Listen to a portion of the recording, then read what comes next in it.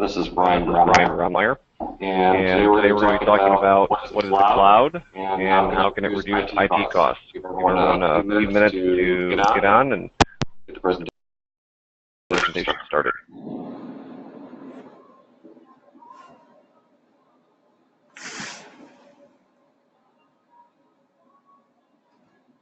One of the questions that we're going to ask a little bit later into the presentation is, what is the cloud? And I actually like you guys to think about that for a little bit, because it's going to be, we're going to have a couple interactive questions.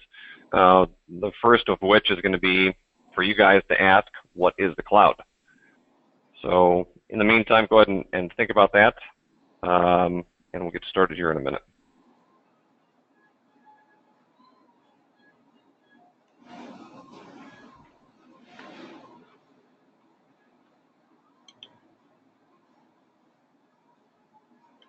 I'm Brian Brammeier, and today we're going to be talking about what is the cloud and how can it reduce IT costs. Brian Brammeier, CEO for Brammeier Computer Services. For those of you that are having some audio issues, we do have a dial-in set up. You may dial in at the number on the screen, and the access code to get the audio is also listed. So, a little bit about my background.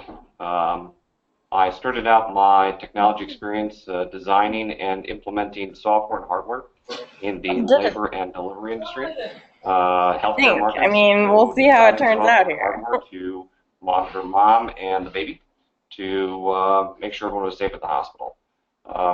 After that, I started doing some work at Illinois State's help desk, and ended up helping run it towards the end, designing best practices, figuring out how better to support day-to-day operations of not only the students, teachers, faculty, but the entire infrastructure at a hour-by-hour support.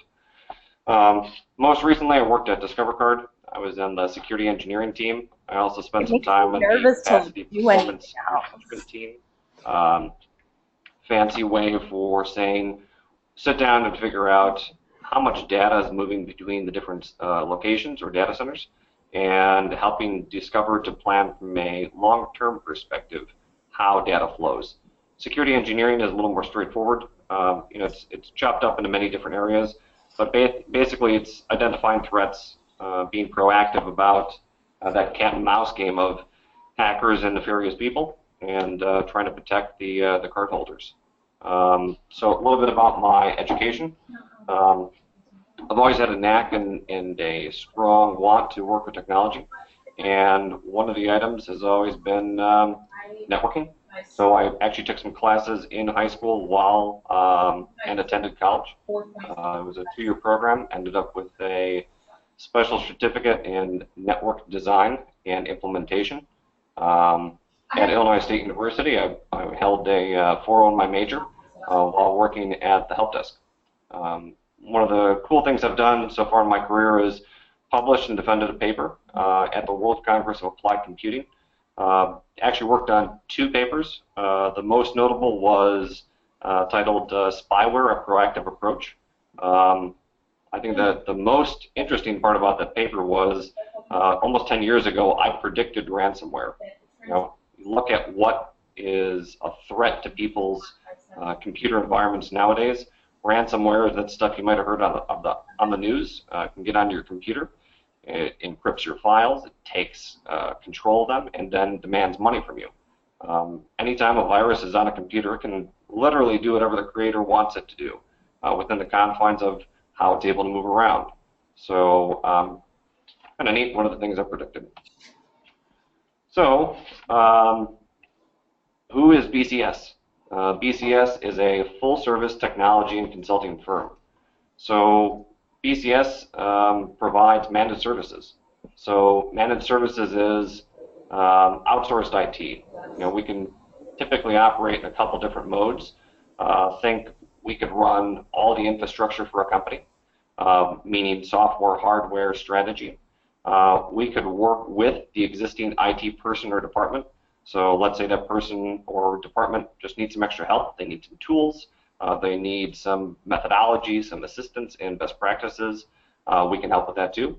And the third way is projects. So they've got day-to-day operations down pat, that works great, but they've got some stuff that's outside their comfort zone. So we would sit down and work with them to improve the overall delivery.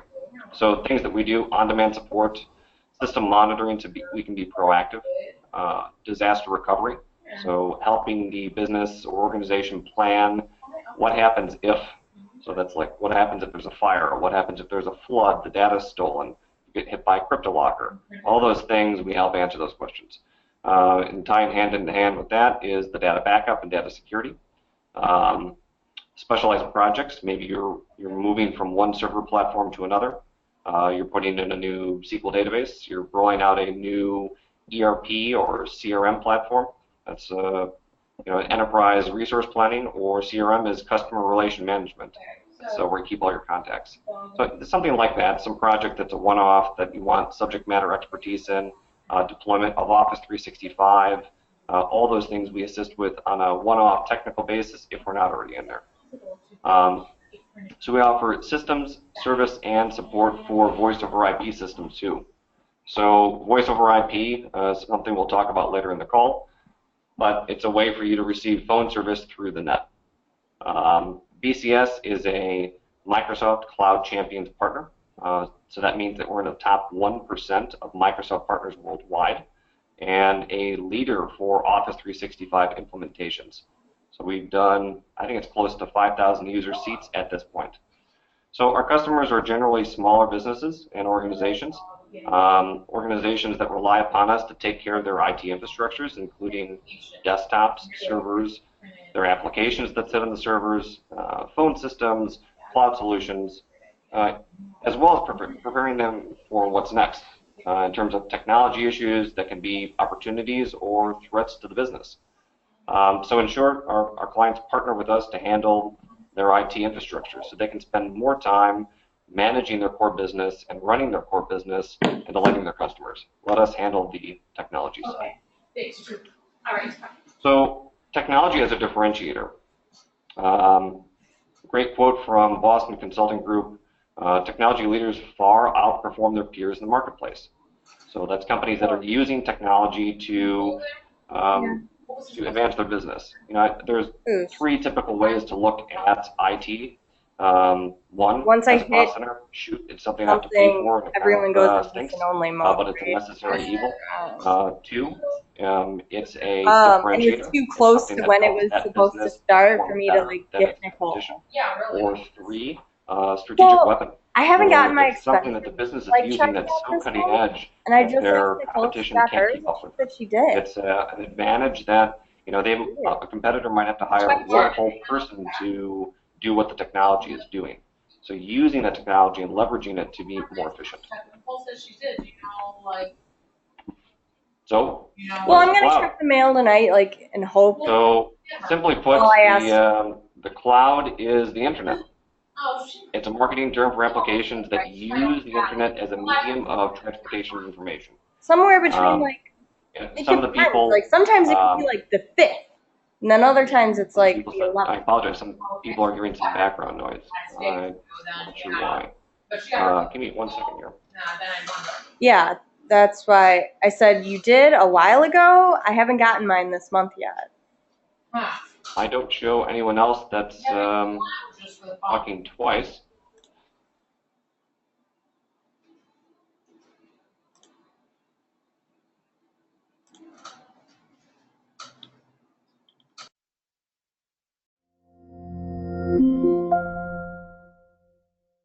Muted. Everything looks good? Good? Perfect. All right. Change the setting. There was one person that was unmuted on accident. Great. So a couple people answered what the cloud is. Cloud could be those puffy things in the sky. A lot of people talk about the cloud and have a good understanding. Some people have different answers as to what the cloud could be. The cloud also just means hosted.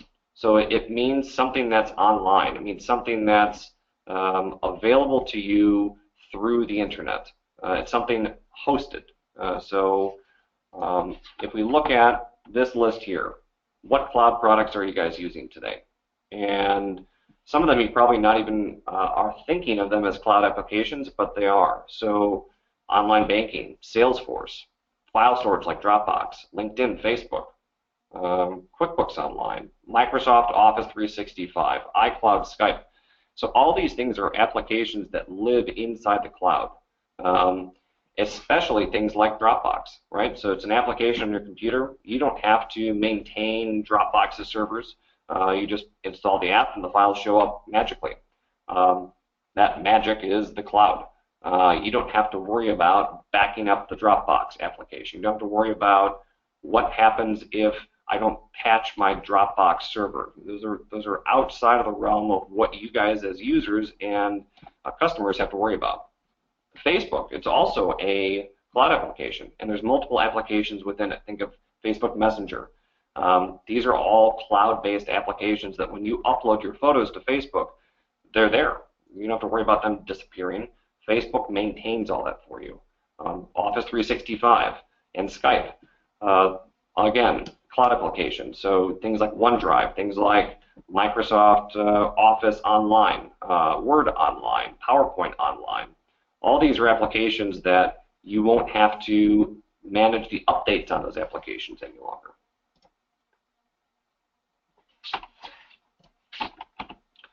So what are the key reasons people are afraid to adopt the cloud? One reason might be that we don't know what it is and how it affects our business. That's a concern. You know, business owners don't want to implement something and when they don't understand how it works. Two, don't understand the key cloud products. So we're going to talk about 4 very important cloud products that people use day to day to leverage the cloud. Number 3, new technology is hard to define. That is hard to define, is hard to adopt. So if you don't, again, kind of like number 1, you don't understand it, you don't understand what the roadmap looks like. Number 4, simply do not understand the key concept and how it affects us. So let's not only talk about them, but how they would apply to you. So next, 4 key cloud products. So we talked about a couple of them in the beginning, but the main ones are cloud servers, number 1. Number 2 are hosted phone systems, or VoIP. Number 3, hosted applications. And number 4 would be managed services. So let's dive into those and talk about what they are. So cloud servers. What is the standard current environment and how do we conduct business? So there's questions that you have to ask yourself when you're looking at something like this. How do you implement the cloud? Well, you have to understand how your current environment works and how your business currently works. Next, you have to understand what a cloud server is. Next, the economics of cloud versus on-prem. So what are the costs to go to moving to the cloud, number 1, but what are the costs for not moving to the cloud? And I think that second question often is the one that's not asked or discussed, is sure, it might be a little bit more expensive in the day-to-day run rate, but what does it offset in terms of risk? And I think that right there is the meat of why people move to the cloud. You look at, going back to our example before, Dropbox. You don't have to, you're paying more for that service than you would if you did it yourself or you had it on your own server, but you don't have to worry about your server. So it might be a little bit more time, but how much time does it take for you to have an engineer maintain all that or a technician maintain all that? Next, virtualization. What is it? IaaS, SaaS, and PaaS. Those are some acronyms: infrastructure as a service, software as a service, and platform as a service. And we'll dive into all those too. So it's kind of a balancing game, right? It might be 100% cloud. It might be 100% on-premise in your office. It might be a split. So using things like Office 365, but keeping your QuickBooks server in your office, or moving everything to Microsoft Azure. There's many different ways that you can balance them out, and it's very much so about understanding your ecosystem and figuring out what makes sense for your business. So it's not a, this is what every business should do in the cloud. It's more of, let's sit down and understand what the split is, how would it affect you guys either way, the company's tolerance for risk and downtime. So get only what you need when you need it. So cloud is very much on demand. And what cloud allows you to do is a great example. Let's say you have some seasonal employees and they need Microsoft Office. Instead of buying a copy of Microsoft Office and having them sit on the shelf and collect dust on an older version, you can buy the cloud copy version of it and get month-to-month licensing. And as that user comes on board for the seasonal work, maybe during summer you're more busy, you can have 20 users have email and Microsoft Office Suite. And as soon as they're done, you turn the subscription off and you stop paying for it. So that gives you guys two advantages. One, you're not on an older version of Microsoft Office that you bought and sunk hard cost into. And two, it gives you the flexibility and dynamic nature of the cloud to save costs. So hosted phones are VoIP. Some people have heard of it, some people haven't. VoIP is phone in the cloud. It's a server that you don't have to maintain. It's phone lines that you no longer have to have in your office. It's a desk phone that you just plug into your network and you're up. So that's one of the things that we consult with our clients on often. We have a hosted phone system here in our office. We have no phone wires, so we don't pay Comcast for anything besides internet. Everything just flows out. So it's a way for not only companies to leverage the cost savings and merging things together. So things like business continuity. If the office loses power, or if the phone lines in this office building got cut, how does your business continue to operate? Well, if it's a cloud system, it doesn't matter because it's in the data center. That's very well protected. Many types of internet, many types of fire suppression and security systems. So in our office, if our phones go out because the internet went down or the power was cut, clients can still call in. And our office staff can work remote, and there's no interruption of service. The ability to grow. You can add people to the phone system by just taking the number. Buy a phone, plug it in, get it configured, and you're ready. The economics. So you don't have to buy the equipment anymore. That CapEx kind of just goes away. Another example, if you have multiple locations across the town that you're in, you can have a hosted VoIP system and have your front desk be at one location. You can have a switchboard or a call center that takes all the calls for all the locations. We have a client right now that's a dental office that does that. They've got 6 locations, and they have one front desk call center for all of them. So just consolidating everything into one spot. I see there's a typo in the counting here, but number 5, maintenance and software updates. You don't have to worry about them. You don't have to worry about your phone system getting hacked. We have a school downtown that's a client of ours that they were liable for $1,100 in long distance charges. Someone hacked their on-premise phone system. That's a liability for the business.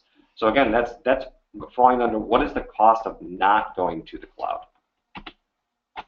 So your business is who you are wherever you are. So 55%, this is Boston Consulting Group again, small and mid-sized businesses support a mobile workforce. 21 million tablets were shipped in 2013. 2018 is projected to be 70 million. So people want to work remote. People want to have all their stuff in one ubiquitous pane of glass, desktop, laptop, mobile phone, tablet, all these things. And the cloud allows you to do that. Most of them will natively work that way. So hosted cloud applications. So we talked about this a little bit before too. Hosted applications are utilities that run and reside on hosted servers that are accessed via an internet connection. So think Office 365. You just dial into the website and your email's magically there. Exchange Server by itself. QuickBooks Online. You just go to the website and the entire experience is available through a web browser. Some of them are through a web browser, some of them might be through an app, but it's a pretty fair split between both. Dynamics is another example, or SharePoint. So stay current and competitive for less. Your applications are expensive to purchase, and even with your server compute, there are some companies. Great example. Think of Ticketmaster, right? A new show comes on sale, and everyone rushes to go buy their tickets right away. So using a cloud platform prevents that website from going down. Back in the day, that used to happen very often. So you go to the ticketing website, everyone would go slam into it and try to go buy their tickets, and the wait times would be very long. You wouldn't be able to access it. The website would go down. With a cloud application or cloud server environment like Azure, it just gets faster and faster as more people use it. So it could be extremely fast. Maybe, for an example, instead of buying a $5,000 server, it might be a $100,000 server for 5 minutes. So everyone gets their tickets, and then it scales automatically back down to a $500 server. Instead of having to buy that really monstrous piece of equipment, it can dynamically scale up and down based on your needs.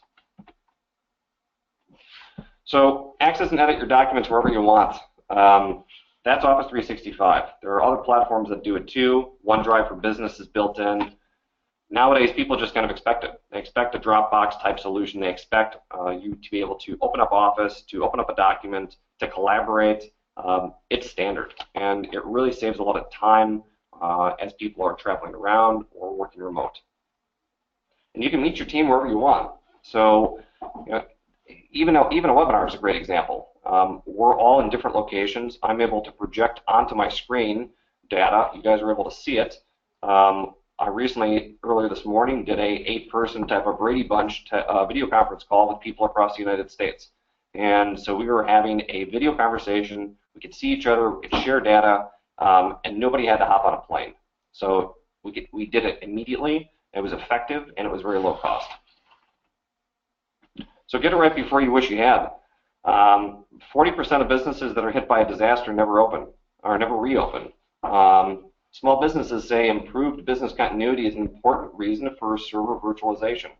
That's taking a physical server and running it along with many other smaller ones concurrently on a new piece of equipment.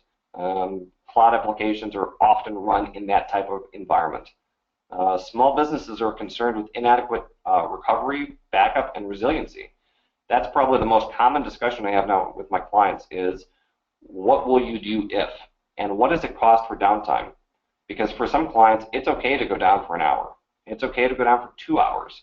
They just want to know they're going to be up and running that next day. For some clients, they say, I can't be down for more than 5 minutes. So the business continuity products that we help them decide upon are different for the client that says, I can't be down for 5 minutes versus I can't be down for 24 hours or more. And each one of those has a different technology implementation to mitigate that level of risk. But it's up for the business to decide what level of risk they want to take on. So never lose your latest files, even if you lose your laptop or device. I've had my laptop stolen, and often people end up in the news when their laptops are stolen. My laptop is encrypted, and my laptop has everything on it is in the cloud, even down to the icons on my desktop. So when I work from home, my home desktop and my work laptop, everything's synchronized down to the entire user experience. So when I save a file to my desktop, within 30 seconds, it's at my computer at my house on the desktop already. So when I close my laptop for work, I close it, put it in my briefcase, bring it home, and I can sit down on my computer and continue working on anything I wish to do.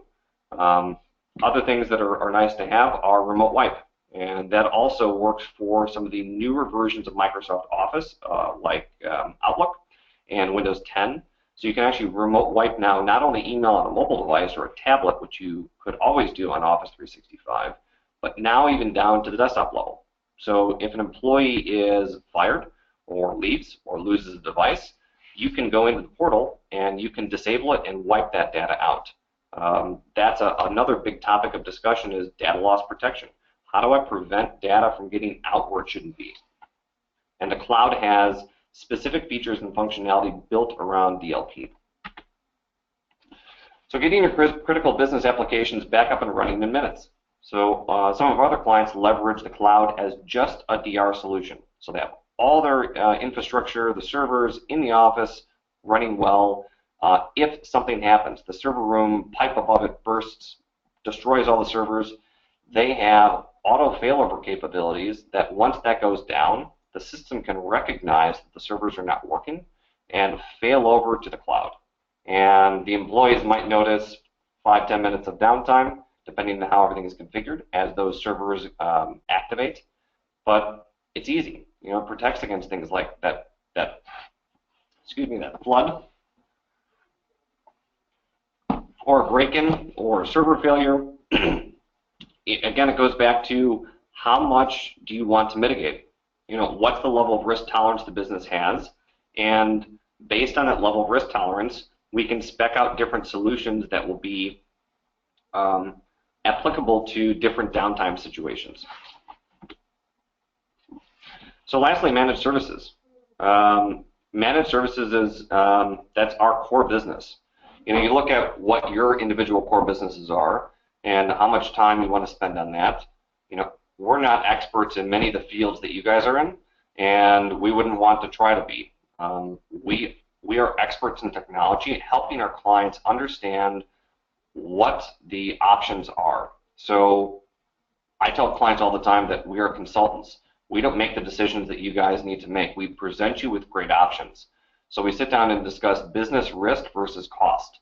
And that's a great discussion to have amongst yourself and your provider is, you know, here's what I'm willing to spend. What's the most amount of IT that I can get out of for this cost? And how does that apply? So based on what the business risks and risk tolerances are, talk about things like DR. Talk about things like backup, offsite backup, business continuity, and how the workforce can work remote. Those are all great discussions to have with your technology provider. Unfortunately, a lot of people now are kind of stuck in a break-fix cycle where things are broken, they call their tech firm, they fix it, and that's kind of the extent of it. You know, going back to the discussion I had before, is technology for you guys a cost center? Is technology a differentiator? Or is technology a weapon you're using to just really cut through the competition? So those are three really good ways to look at it. So managed service providers are the practice of outsourcing day-to-day management, responsibilities, and functions of strategic method of improving operations and cost cutting. So often managed services will save money. It's something that we can implement because we do so efficiently that we can provide that service to our clients. So the current state of IT for small business providers, it's very break-fix oriented. I come from the enterprise space, and so does most of my team. Most people have a very traditional approach on how they approach technology. Something's broken, you guys call, the tech company fixes it. I think it's more important nowadays to be proactive. Managed service providers have 7x24 help desks if that's needed. Sourcing the products and services, you know, if you guys really want to go figure out what model IBM laptop to purchase for the day, wonderful. But your time's probably better spent doing your core business. So managed service providers can do all that for you. And it's kind of the convergence of enterprise IT and small business IT. So bringing that enterprise thought process mentality to the small business field is something that the small business really hasn't had the luxury of having recently. And small business, you know, things kind of trickle downhill. It ends up being less expensive, more traditional products.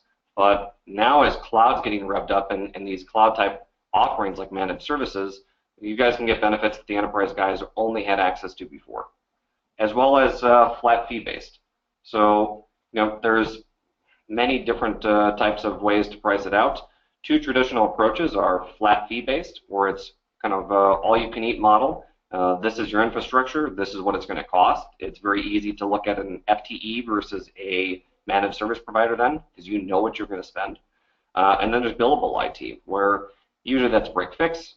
It's more traditional approach, and there's variability to the cost. And last part's project management. So even if you have a team already, or you just need some project taken care of, we can help and assist with that. So there appears to be a slide missing. One of the items I was going to do is a demonstration. So I was going to give a demonstration on what a cloud product might look like. So here's one piece. This is my Cisco client. Let me make sure everyone can see that.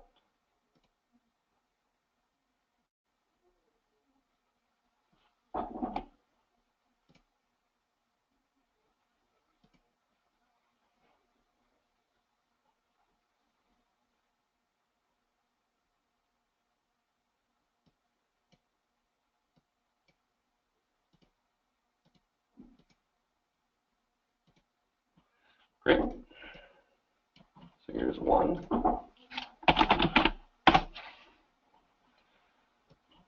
So we're talking about examples of cloud environment, and one of them was a terminal server.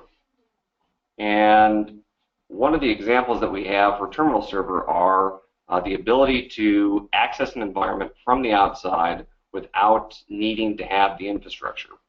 So when I or one of my sales team wants to access our environment, we'll fire up a VPN, which we cannot do because I'm physically inside my office. The second thing that we would open up is this window here called Remote Desktop Connection. So what this is set up as, it's got the name of a server, a username that I use to log in. I can set some controls about do I want it full screen, how many colors do I want, so I can adjust the speed of the experience if I'm on a slower connection, what things I'd like to have connected. So on this particular cloud server we're going to demo, I'm going to show you that we're going to connect up printers. You can also do things that are other ports that are connected. You could map your drives through the cloud server. You can also map in other plug-and-play devices that you attach later on, as well as the clipboard. So that means if you have something on a local computer, you can copy and paste to the cloud. You can also adjust the experience based on the connection, and it's got some presets here. And then there's some advanced security authentication that we won't get into for the purposes of the demo. So to connect up to the cloud server, we'll hit connect. And so what it will then ask me is for a username and a password. So as you can see, this is my username. This is the domain that I'll be authenticating to. And it showed up on my other screen. There it goes. So as you can see, it goes full screen. And I am now in my cloud server. So this is a server that I don't have to have physical access to. This could be in a data center. This could be in your office. This could be a floating option that you have in the office, and then if needed, you fail over to the data center. But it's a traditional Windows experience. Again, I can minimize this window, and you can see it's not my actual desktop. I'm actually running all this information remote. So think of it like a really long keyboard video mouse cable. So I'm able to launch the internet. So on this particular server, we have Chrome installed on it. I can go online. I can browse the web. One of the items in the cloud products that we talked about were the QuickBooks suite. So we run QuickBooks Enterprise. So if I needed to do something billing related, I can launch all these applications as if I were physically in the office. And I don't need to do or have any of the processing or any of the databases for it. Again, I just remote in and it's available to me. Same thing with some of the other billing platforms that we have. Again, they just work. We use ConnectWise as a ticketing system, and we use QuoteWorks to do our quotes. So we can launch all these, again, without having to install them or configure them. So another challenge that companies have is that the users themselves might bring their own device. So companies now, I was just talking to someone at Chase Bank, and Chase Bank is talking about in the future, their team are going to have to bring their own laptops. That's probably coming about a year down the road. So Chase is going to implement something identical to this solution. It's going to be a remote solution. They just remote in and they get their full desktop experience. So their Word applications, their documents, nothing will actually reside on the server or on their laptops themselves.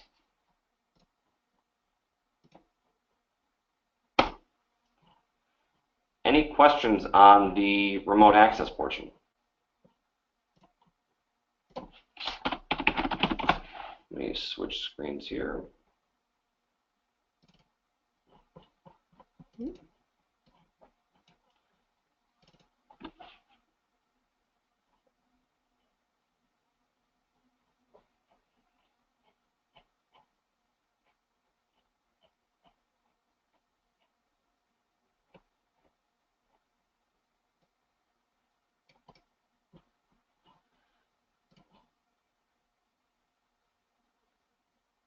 So we're also talking about a couple of different types of cloud applications. The cloud applications that we've talked about here are cloud clients. So things like a web browser. Think of that like going to www.dropbox.com. You can still access your documents, or Office 365. The one that we just showed you here was a thin client setup, or a terminal. You remote in, and it's like having a really long video keyboard and mouse cable. The emulator might be something like DOS, right? It might be something like Unix, a more traditional type system, but you're able to access it remotely. So going down in terms of this stack, SAS, PAS, and IaaS, or IaaS, those are different levels of responsibility. So SaaS is software as a service. So software as a service allows you as a customer to choose how much you want to maintain. So Office 365, you still have to maintain the Exchange environment. Things like Dropbox, again, you don't have to maintain the patching. You just subscribe and you receive that service. And you might pay per user. You might pay per gigabyte. There's always some metric in which you're responsible for on a SaaS model. You could also do it as a virtual desktop. So that environment that I just showed you now, we lease out to clients. So for clients that don't want to have a QuickBooks server on-premise, we license our infrastructure so that they just get a VPN client, which I showed you. They get that remote window, which is built into Windows in Office, in Windows 10 or below. I think down to Windows XP even includes it. And they don't have to have a server. So instead of paying for thousands of dollars for an equipment, they can just rent that availability. Platform as a service. So think of that as a toolbox. So you have things like a database application. You have things like a web server, things like development tools. Basically all the pieces and parts you need to put a full system together. That's most often used by developers. So things like Azure or Amazon Web Services or Google Compute. Those are three very widely used platforms that are out there that allow you to have some more granularity. A little bit technical, but just to explain, instead of having to build a database server to store all your data and then maintain Windows on the server and maintain the database, in a platform as a service, you could just rent the database. And then someone else maintains the server, and you just get the database access. So often companies struggle with databases, especially as they become bigger. So that's a way to outsource that. Lastly, we have infrastructure as a service. So those are things like virtual machines, storage, servers, load balancers, network. So you think about all the stuff that's inside of a server closet or inside of a rack. All that could be physically virtualized in a virtual environment, in a cloud system. So with Azure, you can build a virtual load balancer. With Amazon Web Services, you can build different virtual machines. They all have these building blocks, and you could build out entire networks. You could build out separate locations inside the environment. So it's really how much do you guys want to maintain? So software as a service is the least. You're only having to worry about that application, kind of like Salesforce is another great example. You don't have to worry about the updates to the product. It just gets maintained, and then you get to use and customize that product itself for whatever your needs are.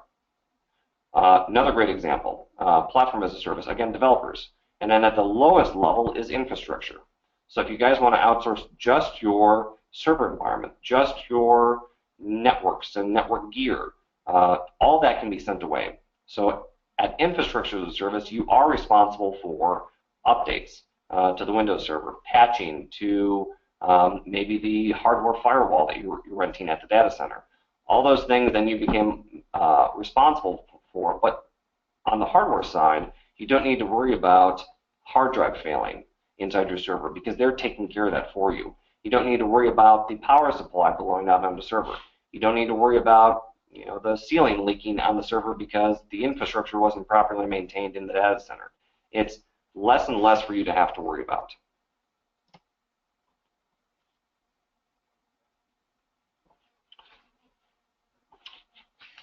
Let's see here. So as we kind of wrap up, we have another webinar, and I'm going to have a section for questions and answers. So I'll get to that just in a moment. Our next webinar is going to be on Office 2016. So the new advances that are in Microsoft Office, how you can leverage them, especially the collaboration feature. There's one that's really cool that shows you that you can take a Word document and you can have 3 different people working on it simultaneously in the cloud. You'll actually see all their cursors running around, and you've got a 10-page document that's due in an hour. Everyone's working on it together. You can do that with the new version of the cloud. So I appreciate everyone's time today going through these different topics, talking about the cloud. If you have any questions, you can please post them through the GoToMeeting questions section. A couple of people have already asked.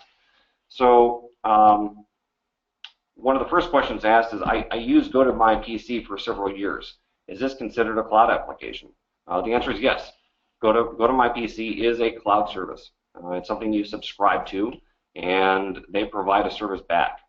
That's a great question is, why would you use GoToMyPC if you could have some of those things available to you in the cloud? Why do you need to have your computer turned on? Maybe you're using QuickBooks Online. Maybe you're using some Microsoft Office documents.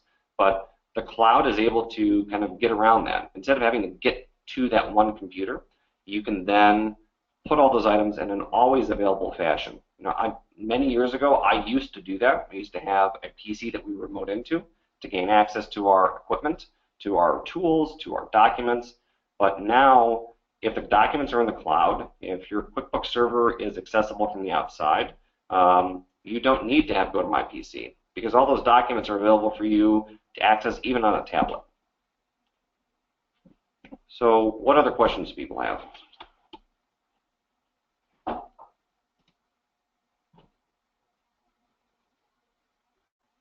So someone asked about Windows 10. Windows 10 is a newer Microsoft platform that's come out. It is currently free. This person asked, you get pop-ups all the time about it, should we install it? We adopted Windows 10 internally quite some time ago and really have liked it. It's been a very stable platform. It's one of the best endorsements Microsoft got was the DoD, so that their platform is solid enough and secure enough that they recommended expeditious deployment amongst all their endpoints. So I would absolutely say it's a good thing to do. Before you do any type of major upgrade, I'd make sure you back up your system and consult with your service provider before. But it's a great platform to have and to use. So what other questions do people have about the cloud?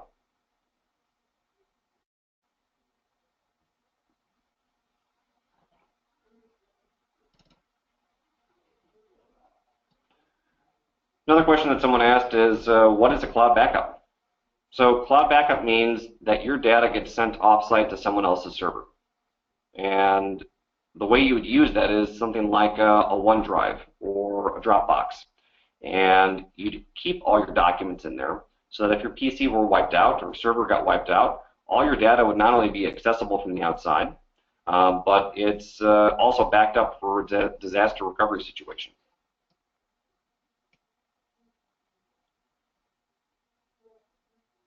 Another person asked, storing my data in the cloud makes me nervous. How do I know it's secure? It's a great question to ask too. You really have to trust your cloud providers. And if you're not 100% certain as to who the cloud provider is, or the information about that cloud provider is sparse, you want to make sure you research it, because you are entrusting your data and your continuity to that provider. So definitely do some research. Ask them some questions about how they secure the data, how they back up the data on their back end.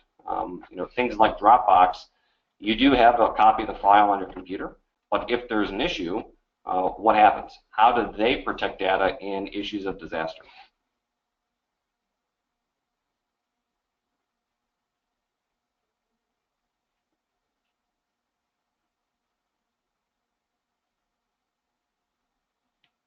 Someone asked a question about content blocking through the cloud. Absolutely.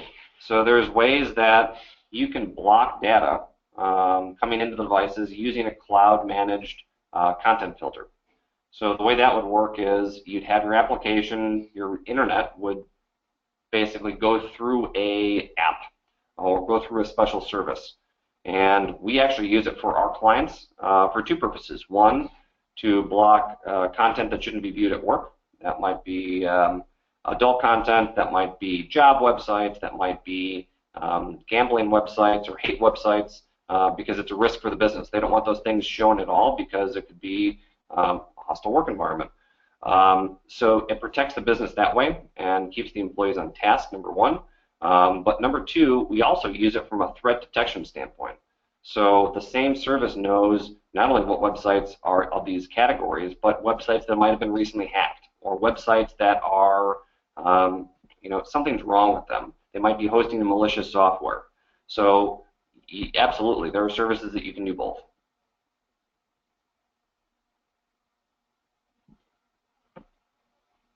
Someone asked, what does this cloud process look like? What is the first step? So looking at the cloud and the different steps that we've discussed, scoping is really important. You really need to understand why you're going to use the cloud, what the risk to the business is, and based on that, the approach is different for every company. So you really need to understand what you're trying to achieve. Is it cost savings? Is it disaster recovery? Is it just continuity of service related to business continuity? So once you answer those types of questions, you can get a better understanding of how you're going to be using the cloud. What other questions do people have?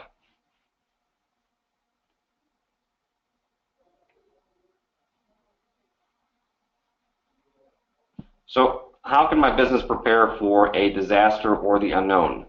So again, talk to your service provider. A lot of them have been through this before.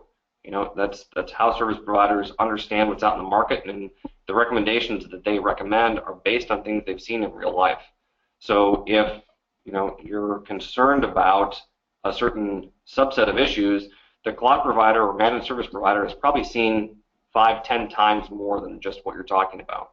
So they'll be able to come to you and say, look, these are the full spectrum of issues you guys might have to deal with. Here's how we would attack each one. Think of it like an insurance product. It's a way for you to understand risk and understand what the mitigation is. And we'd always prefer to block or prevent the issue from ever happening. So if we can identify what some possibilities are and the business says, yes, this is something I'm concerned about, we can mitigate that risk.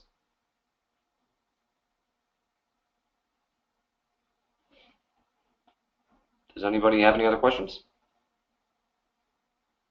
Well, great. I'd like to thank everyone for joining the webinar. Hope it was informative. My contact information is here on the screen. If anyone has any additional questions, they'd like to send a phone call or shoot an email over, happy to discuss more in depth. Otherwise, see you guys on the webinar coming up shortly. Again, that's going to be April 19th.